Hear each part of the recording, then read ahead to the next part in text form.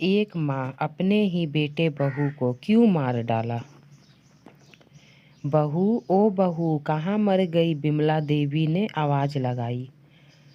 वह अभी सारा काम निपटाने के बाद नहाने के लिए गई थी और सास की हर 2 मिनट में ऐसी आवाज़ सुनने की उसकी आदत पड़ चुकी थी। जरा सी नज़रों के सामने से हटी कि सास चिल्लाना शुरू कर देती। इस बार आवाज़ कुछ ज़्यादा तेज थी।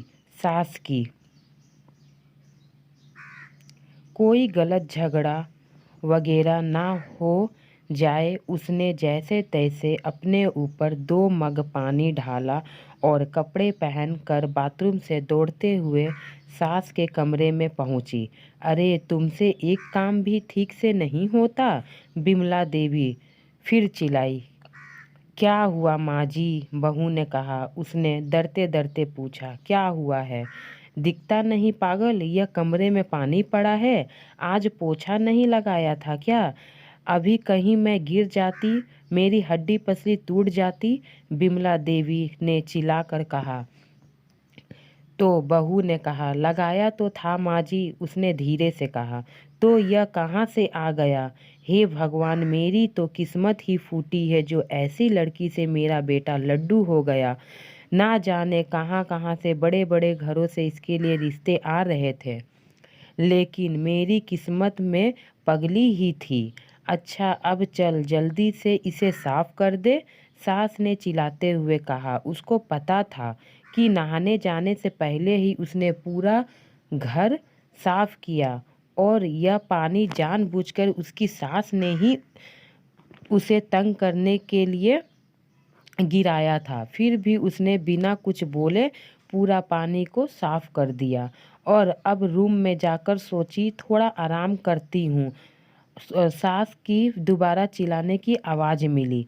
बहू दौड़े दौड़े आई और बोली, क्या हुआ माँ जी? उसके लिए यह कोई आज की नई बात नहीं थी। जब से वह शादी कर घर में आई थी, उसके पति के ऑफिस जाते ही रोज नियम था, आज किसी बात पे कल किसी बात पे उसकी सास के एक ना एक बहाना हो ही जाता था। अगर नहीं मिलता तो वह बहाना ढूंढ लेती थी काम कराने के लिए। इस रोज रोज की किचकिच से वह अक्सर तंग आ जाती थी। पर कुछ पति के प्यार, कुछ सास की उम्र और कुछ घर की नई बहू होने की वजह से बर्दाश्त कर रही थी। उसे खुद ही समझ नहीं आ रहा था कि उसके खुद के वजूद में इतना परिवर्तन कब और कैसे आया। उसको यह भी याद नहीं कि कब उसने अपने घर में उसकी माँ या पिता ने कभी उससे ऐसी सुर में बात की। अपने कॉलेज और स्कूल के समय तो बिंदास लड़कियों में से एक थी। पूरे स्कूल या कॉलेज में कहीं भी किसी के साथ कोई गलत बात होती तो वह लड़ने के लिए सबसे आगे खड़ी मिलती थी। किसी के आगे खड़ी रहती थी, किसी के हक के लिए पूरे सिस्टम से लड़ जाती थी। पर आज अपने ही खिलाफ क्या हो गया, अन्याय को चुपचाप सह रही थी। सोचती थी यही शादी के मायने होते हैं, जब एक लड़की को अपने स्वाभिमान और सम्मान को एक नए परिवार की सूली पर चढ़ा देना पड़ता है। शाम को पति के आने पर बहुत सारी बातें करने का मन होता था। एक दो बार कहीं भी थी, पर एक तो थके होने से वह इससे ज़्यादा ध्यान नहीं देते थे। और फिर अपने माँ के खिलाफ वह एक भी शब्द नहीं सुन सकते। उसकी माँ भी अपने बेटे के सामने उससे बड़े दिखावे के साथ बात करती थी, पर जैसे ही बेटा घर से बाहर निकलता था उसके तेवर ही बदल जाते थे, जो उसे समझ में ही नहीं आता था। एक इंसान पल भर में दो तरह के व्यवहार कैसे कर सकता है।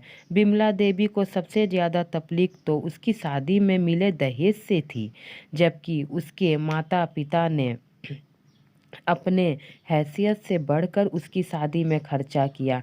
लेकिन किसी ना किसी को हराम के खाने की आदत हो जाती है, उसे हर चीज़ कम लगती है।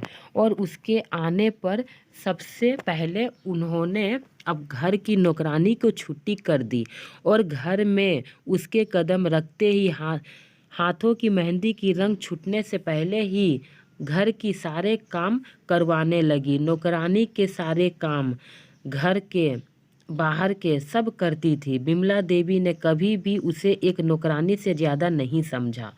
कुछ ऐसे ही जिंदगी कट रही थी उसकी।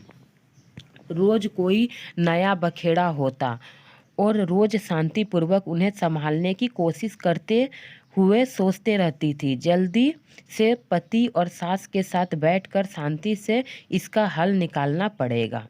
सबके साथ बैठकर बात करने का समय नहीं मिल पा रहा था जो वो हल ढूंढती। एक दिन वह रोज की तरह सुबह झाड़ू लगा रही थी जब बिमला देवी अपने बिस्तर के किनारे बैठे मोबाइल देख रही थी। अचानक जैसे ही वह झाड़ू लगाते लगाते उसके पास पहुंची, उसने बिना कुछ देखे बहू को जोर से लात मारी और चिल्लाई, अरे कुछ अकल भी है या घास चरने गई है? जब मैं कुछ कर रही होती हूँ तभी तुम्हें काम सूझता है। अभी मेरे कमरे में झाड़ू लगनी थी, तुझे क्या बाद में लगा देती? मुझे धूल आ रही है, पता है ना, धूल से एलर्जी है मुझे। यह आज का नया बहाना था उसे तंग करने का, क्योंकि घर में रोज ही ऐसे काम होते हैं और पहले कभी भी ऐसी कोई बात नहीं हुई थी। फिर भी वह अपनी सास के व्यवहार को जानते बहुत संभल कर काम करती। वह उसके द्वारा दिखाई जगह पे सफाई के लिए जैसे ही थोड़ा झुकी, ना जाने किस झोंक में बिमला देवी जोर से पैर लगाया, हाथ लगाई, बहू कंधे पर जा लगा। जब तक वह खुद को संभालती उसका सिर सामने के दीवार से टकराया और गिर पड़ी। बिमला देवी चिल्ला उठी, क्या हुआ कलमुही, मर गई क्या? उठ क्यों नहीं रही? बचा हुआ काम कौन करेगा? चल उठ।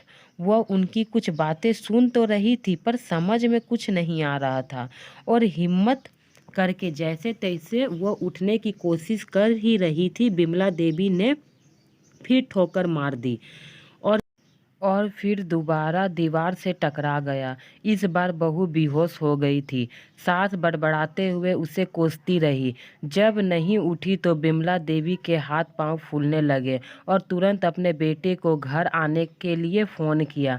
पति उसे तुरंत हॉस्पिटल ले गया तो बिमला देवी भी साथ साथ आई और एडमिट कराने के लिए भी बड़बड़ाए जा रही थी। सब पता है इसके चरित्र का, सब करके नाटक कर रही है। अब उसे तंग करने का एक नया बहाना मिल गया, नाटक मिल गया, इससे जिसके घर में कोई काम ना करना पड़े और हम सब इसकी सेवा करें। यूं तो उसका बेटा काफ़ी दिनों से घर में जो रोज चल रहा है यह सब देख और समझ रहा था, पर आज अपने आँखों को देख वह दंग रह गया और ज़्यादा ही परेशान हो गया। लेकिन इस समय उसे अपने पत्नी की जान बचाने की पड़ी थी। डॉक्टर की तमाम कोशिशों के बावजूद सिर के अंदर कोई गहरा चोट लगने के कारण नस फट जाने से पहले तो वह कुछ दिनों कोमा में रही और अगले एक ही सप्ताह में उसने दुनिया छोड़ दी। वक्त के साथ साथ बातें कहाँ छुपती है। धीरे धीरे पड़ोसियों की जुबान पर उसके पति बिमला देवी के बुरे बर्ताव के बातें सामने आने लगी, जिसमें बिमला देवी के बेटे का भी नाम आ रहा था। और जब उसको लेकर बातें कुछ ज़्यादा बढ़ने लगी तो उससे दंग आकर एक दिन बिमला देवी के इकलौते बेटे ने पंखे पे लटक कर सुसाइड कर ली। अब पूरे घर में दिन भर सन्नाटा रहता था। बिमला देवी कुछ दिनों तक लोगों को दिखाई नहीं पड़ती थी और अक्सर घर के अंदर से उनकी आवाज़ सुनाई पड़ती थी, अरे कलमुही, कलमुही कहाँ मर गई? मेरे बेटे को भी साथ ले गई? चल जल्दी आजा, बहू घर बहुत गंदा पड़ा है, चल थोड़ा झाड़ू पोछा कर दे। और इसी तरह ज़ोर ज़ोर से चिल्ला रही थी।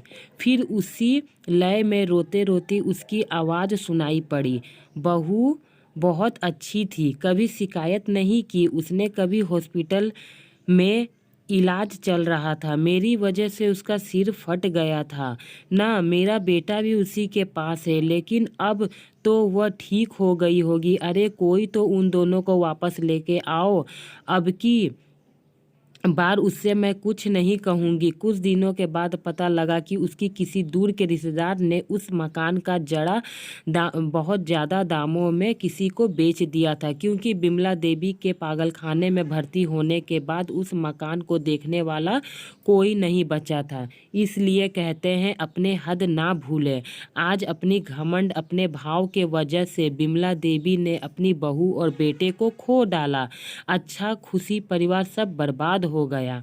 इसीलिए कहते हैं फ्रेंड, ज़्यादा किसी को परेशान ना करें और ना ही किसी को ज़्यादा तंग करें, जिसके वजह से पूरा घर बर्बाद हो जाए। फ्रेंड, मेरी ये कहानी आपको कैसी लगी? अच्छी लगी हो तो मेरे चैनल को सब्सक्राइब करें, ताकि इसी तरह अच्छी अच्छी कहानी मैं आप तक दे सकूं। मेरे चैनल में अगर नए हो तो मेरे चैनल को सपोर्ट करें, क्योंकि आपके सपोर्ट को बहुत ही ज़्यादा ज़रूरत है।